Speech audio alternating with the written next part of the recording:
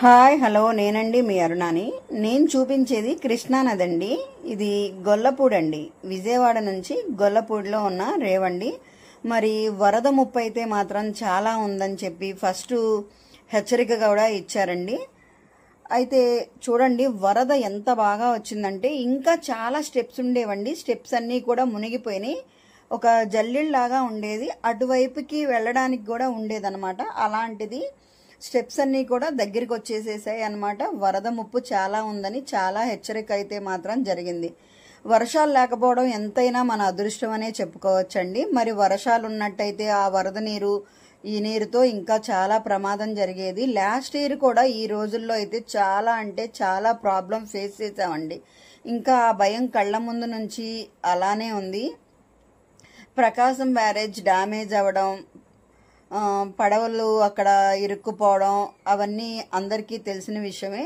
Dam అయితే అప్పుడు కూడా డ్యామేజ్ అయింది. చాలా అధికారులు చాలా ముందు హెచ్చరికతో చాలా మందిని సేవ్ చేశారండి. ఇప్పుడు కూడా పల్లికారుల్ని మత్స్యకారుల్ని వేటకి వెళ్ళొద్దని చెప్పి పడవలు కూడా మీరు చూస్తున్నట్టయితే పడవలు కూడా ఈ పక్కనే ఉంటాయండి.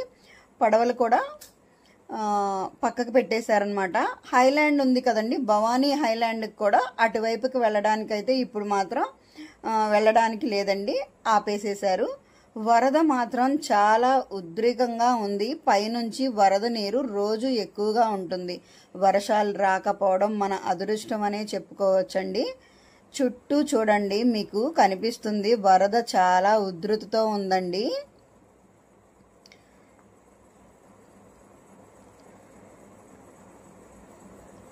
ఎప్పుడూ కూడా మరి దసరా టైంలో ఎక్కడి నుంచో భక్తులు వచ్చి స్నానాలు చేసేవాళ్ళండి. అలాంటిది ఇప్పుడైతే పర్మిషన్స్ అస్సలు ఇవ్వండి.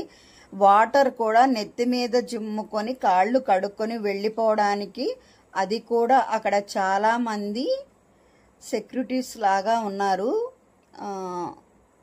ఈత వచ్చిన వాళ్ళు. ఎందుకంటే వరద ఎప్పుడు ఏ టైంలో ఎలా ఉంటుందోనని చెప్పేసి స్నానాలకు కూడా అయితే అవకాశం లేదండి.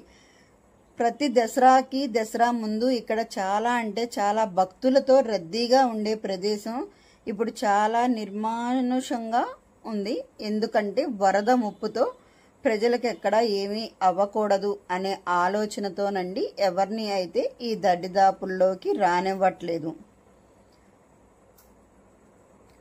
మరి నదులన్నీ కూడా సముద్రంలోనే కలుస్తాయండి. మరి ఎలాంటి ముప్పు లేకుండా అస్తమిస్తున్న సూర్యుడు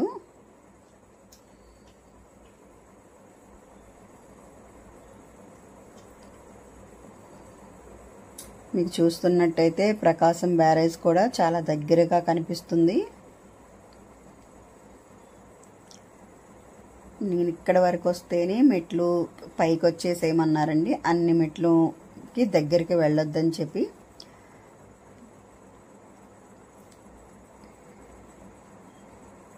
లాస్ట్ ఇయర్ అండి ఇదే రోజుల్లో చాలా ఇబ్బంది పడ్డాం.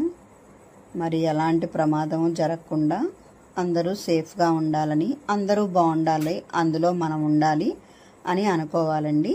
ఇక్కడ దగ్గరలో ఉన్న దుర్గమ్మ తల్లండి.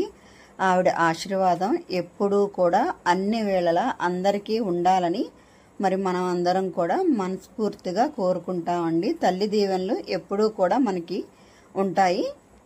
ఎలాంటి ప్రమాదాలు ఎలాంటి ముప్పులు రాకుండా ఆవిడ చూసుకుంటారు.